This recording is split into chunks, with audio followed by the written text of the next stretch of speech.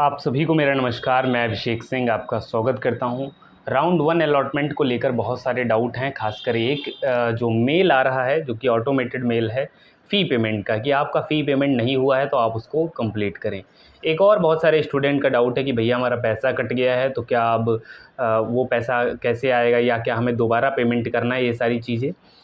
Upgrade fridge को लेकर भी कुछ डाउट हैं कि भैया हमने एक बार अपग्रेड कर दिया, क्या हम दोबारा फ्रीज़ कर सकते हैं, या हमने फ्रीज़ कर दिया है तो क्या अपग्रेड कर सकते हैं। तो ये सारी चीज़ें इस वीडियो में क्लियर करेंगे और भी कुछ इंपॉर्टेंट चीज़ें बताऊंगा। वीडियो को एंड तक देखना, इंपॉर्टेंट है आपके लिए। सबसे पहले ये चीज़ बता देता हूँ कि जो मेल आपके पास आ रहा है कि आपको पेमेंट दोबारा करना है, वो एक ऑटोमेटेड मेल है। अगर आपने फ़ी रिसिप्ट वगैरह डाउनलोड कर ली हैं और सारी चीज़ें सही हैं, फ़ी रिसिप्ट डाउनलोड कर ली, पेमेंट आपका सक्सेस दिखा रहा है, माई पेमेंट्स में एक बार चेक कर लो, तब भाई कोई दिक्कत नहीं है। क्योंकि राउंड 1 ही सबसे इम्पॉर्टेंट होता है जब आपको पेमेंट करना होता है।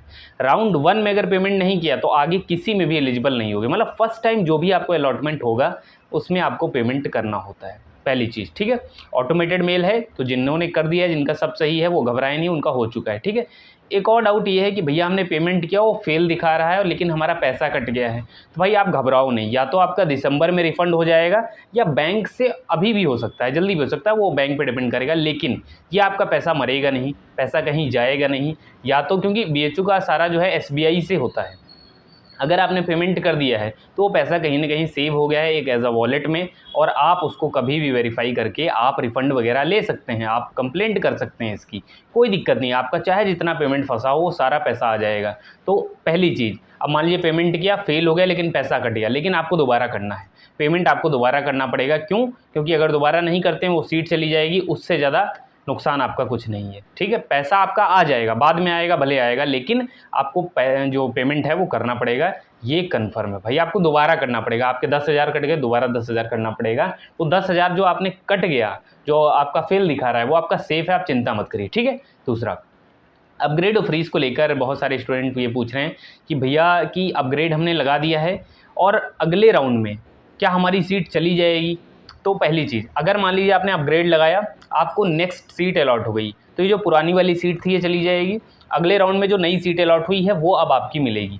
अगर मान लीजिए अपग्रेड पे लगाया और नई सीट नहीं मिली, पुरानी वाली ही रही, तो आपकी पुरानी सेफ़ है। मतलब आपकी एक सीट अभी सेफ़ है। अगर अपग्रेड होता है, नई सीट मिलती है, तो उसे आपको एक्सेप्ट करना पड़ेगा। एक्सेप्ट करके अगर कुछ एक्स्ट्रा पेमेंट उसमें, मान लो वो जो कोर्स आपको अलॉट हुआ उसकी फ़ीस ज़्यादा है, तो आपको वो बचा हुआ पेमेंट करना पड़ेगा। पेमेंट नहीं करते हैं तो दोनों सीट चली जाएंगी। पेमेंट करना है, मतलब पेमेंट का खासकर ध्यान रखना है कि अपग्रेड जब भी होगा तो नया पेमेंट जो भी बन रहा है वो आपको करना पड़ेगा, वरना दिक्कतों का सामना करना पड़ सकता है। एक और चीज़, प्रोविजनल अलॉटमेंट लेटर कब आता है, फिजिकल डॉक्यूमेंट वेरिफिकेशन, हॉस्टल वगैरह को लेके। प्रोविजनल अलॉटमेंट लेटर का मैं बता देता हूँ, राउंड 4 के बाद, राउंड 4 जब हो जाएगा, पेमेंट वगैरह हो जाएगा, डेडलाइन उसकी ख़त्म हो जाएगी, उसके 4-5 दिन बाद provisional allotment letter, physical document verification की उसमें डेट दी होती है। उसमें आपको बताया जाता है कौन कौन से डॉक्यूमेंट किस सीक्वेंस में आपको लगाने हैं, कौन कौन से डॉक्यूमेंट आपको यहाँ पर लगने वाले हैं। लाइक EWS OBC है तो उसका क्या डेट होना चाहिए, सारी चीज़ें उसमें मेंशन होती हैं।